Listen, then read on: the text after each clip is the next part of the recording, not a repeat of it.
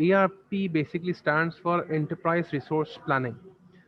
It helps businesses and companies plan and organize their efforts in a way which can maximize the benefits at the at the lowest cost. So when we talk about supply chain, the two basic classifications of supply chain which we have discussed. So the basic process here is okay, from within the organization to across organization.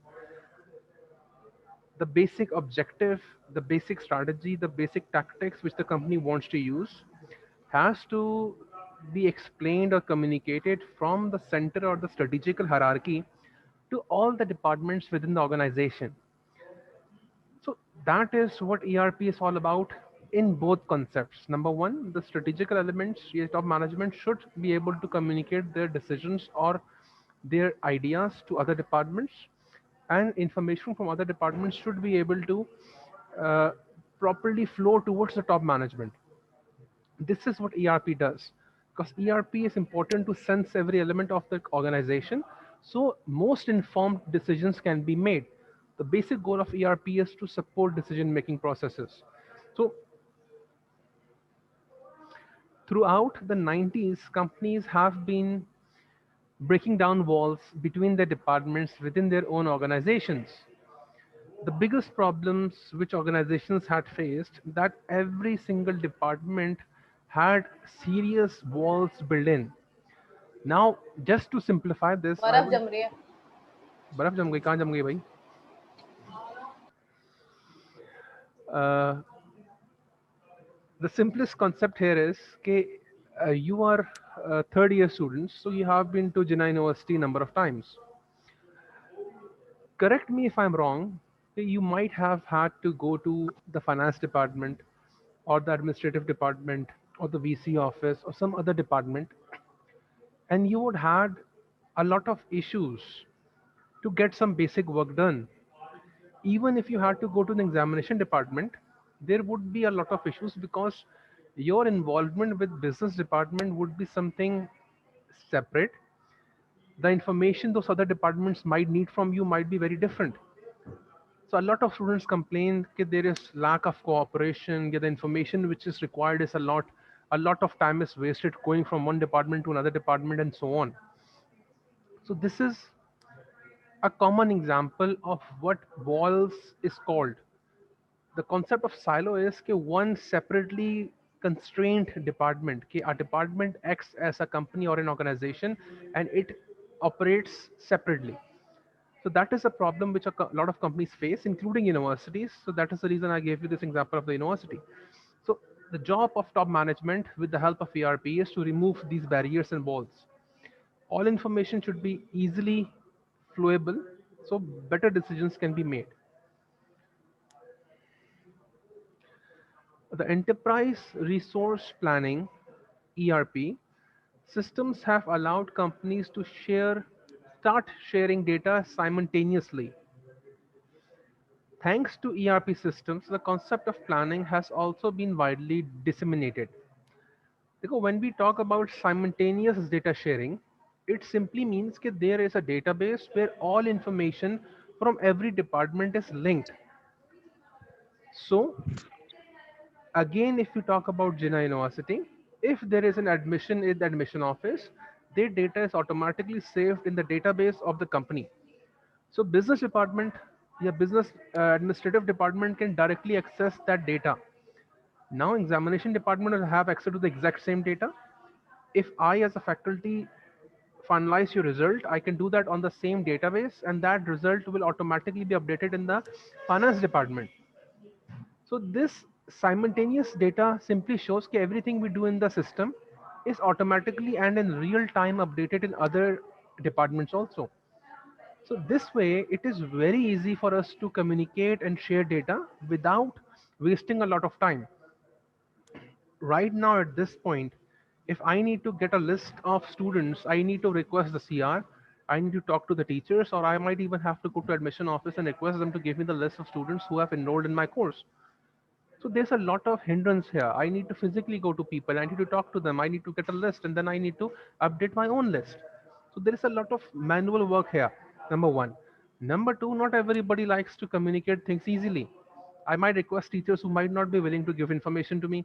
I might need to go to the admission department who might need further approval from some administrative heads.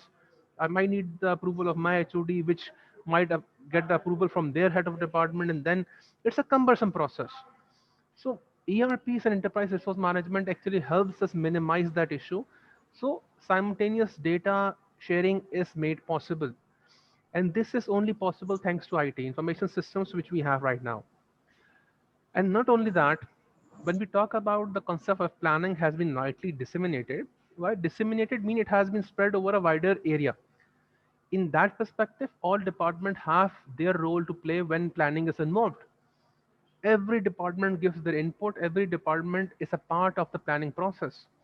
Instead of the dictatorial structure where one person or top management makes all the decision, which is unfortunately very common in our country, ERP helps companies and organizations link their departments, and everybody plays a very important part in the planning process.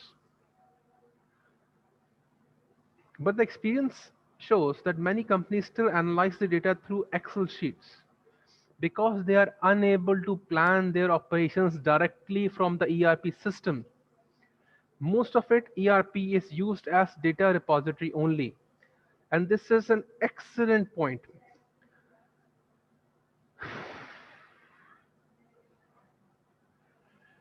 Acha, it's a very common thing, and I've seen this in many organizations here. कि the ERP or the database systems which companies have is normally and very oftenly simply used as a data repository source. If there is a database or data repository at a university, the teachers will do every single thing in Excel. And then that Excel file will be copied in a specific folder, or the data will be copied in a folder which is shared with other departments or something like that. So we are not using the database in its true essence. We are simply using it to share data after it has been compiled and so on. So real time sharing or simultaneous data sharing does not actually take place.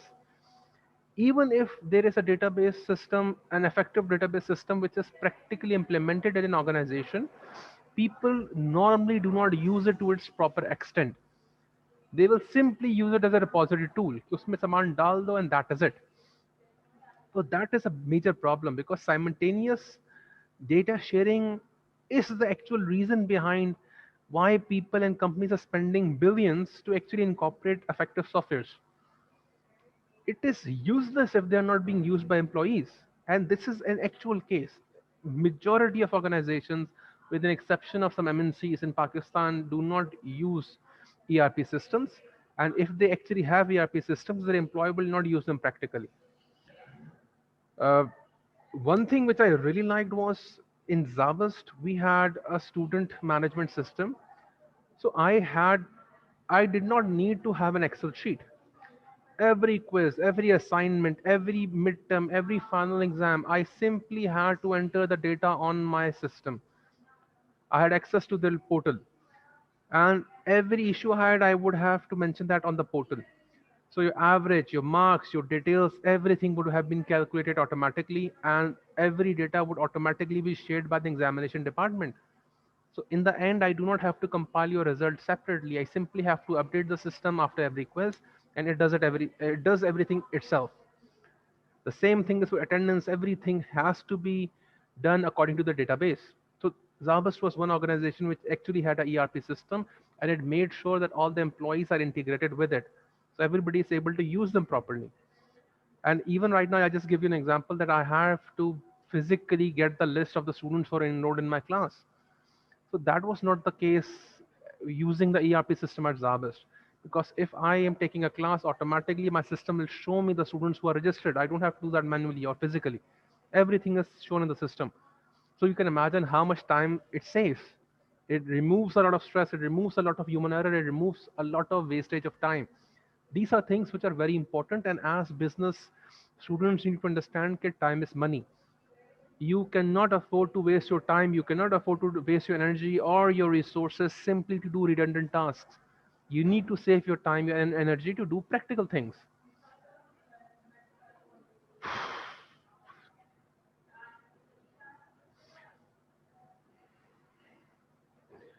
So one more thing which has been mentioned here is that a number of times when we are developing ERP systems, users' requirements and processes have often been overlooked in the past to cater to ERP system constraints. This basically means that in a number of examples or situations, what the company needs or what the employees needs were not given priority, but based on the problems or the limitations of the ERP systems of the time, the ERP systems and the structures were designed. So if an organization needed a specific flow or a structure or the software templates, the ERP would not be able to give that to them. So there were some issues. Okay, the requirements were not 100% met because the system was not able to meet them. Now we have systems which are completely flexible, so there are no problems there. But this is, we are talking about 10, 15 years back. Additionally, a number of time users had to work with unclean data. What unclean data is, I'm sure you must have studied in your research methods. Am I correct in assuming that you have? Normally when people are supposed to work with unclean data, it's not normally an issue because the data is limited. But when we talk about companies and organizations and larger departments, there is extensive extensive data. If you talk about a department, if I talk about a university, simply example of Jena University, we have 6,000 students. So if I have been given an Excel sheet with 6,000 students, information about their registration number, their phone numbers, their address, their father names, their majors, their semesters, and God knows what else, it is too much data for me to work on. It is overwhelming for me. So systems and ERPs are actually designed to screen and clean data. If I, as a instructor of a specific course, ERP should basically filter all the information out and simply give me the data of those students who have enrolled in my course. And only the valid data which is required. I don't need your address. I don't need your father's name. I don't need your phone number. I don't need your any detail. I simply need your name, registration number, semester number, and so on. So if I have been given 6,000 students data and has all the information, that unclean data is very difficult for me to work with. So modern ERP systems actually help you minimize that kind of information and work with the relevant data. One of the biggest work of ERP systems is to give you the most relevant and practical data on time.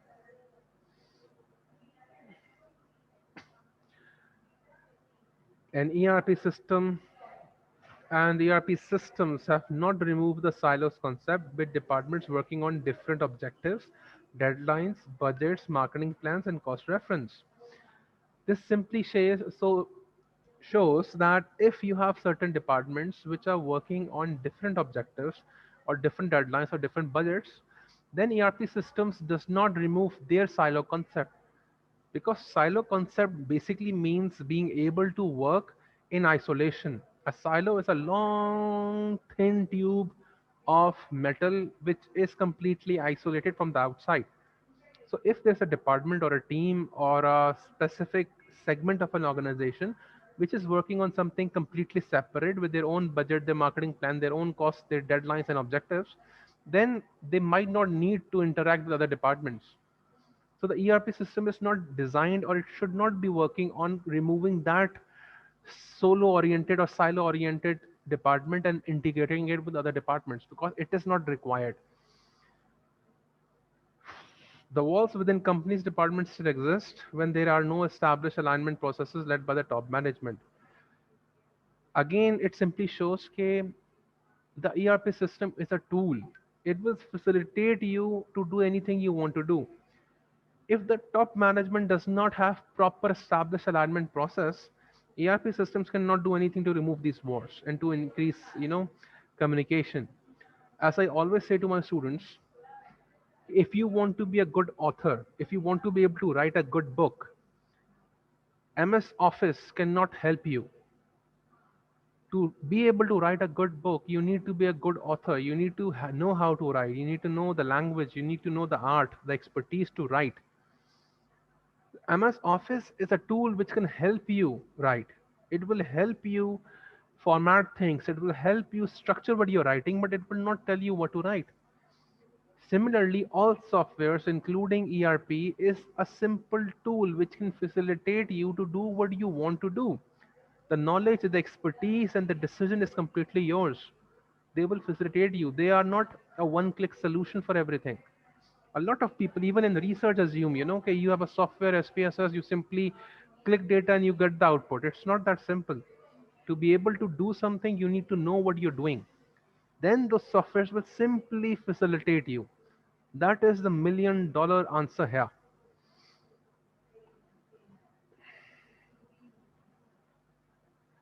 Supply chain management is about breaking walls within and between companies. The history shows also that the walls between companies amplify the walls within companies, and they lead to enormous cost, error, inventories, and delays. It's a very good statement to start defining this diagram. If a company does not communicate, coordinate, or interact with other companies, it means it has walls between other companies. There are two companies here. If they're not communicating, coordinating, sharing information, or willing to work together, it simply means that this is a big wall between two companies. When there is a wall between companies, this approach means that there is no intention or willingness to cooperate or communicate. This ideology reflects within the department of company also. So that is the reason they're saying that if there are wall between companies, it amplifies the wall within the company. If a company is not communicating with other companies, there is a higher tendency or higher degree of possibility that the company and the department within the companies will also have walls. They will not communicate, they will not share, they will not simultaneously share data. So the best way is to integrate, it is to communicate and to break down walls between other companies so we can develop a culture to communicate within our departments.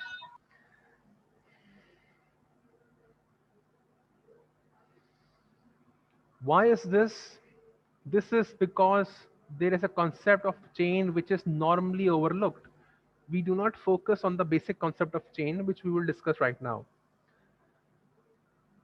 From the customer's order to its fulfillment, numerous simultaneous or consecutive processes have to be organized, not only inside the company but also with all its partners.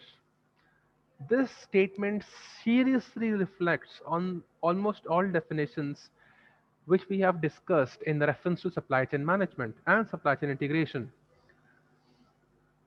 It is important to keep in mind that a supply chain is as strong as its weakest point because the breakage of any of the link will bring disruption to the whole chain. Now, if you have seen a chain, even if you have a big chain like 10 meters, 20 meters, it will be only as strong as its weakest link.